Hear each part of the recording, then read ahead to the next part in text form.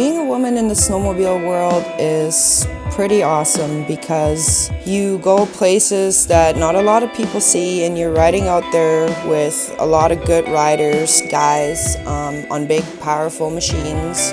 Anytime after work, I love to just go home, load up my sleds, drive half an hour to the parking lot, unload, and go unwind, because that is a perfect day for me.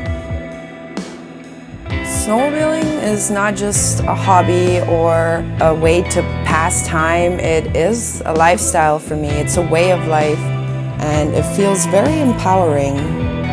I meet a lot of friends that have become more like sisters. We even go out on our own a lot of the times. So yeah, it's pretty cool.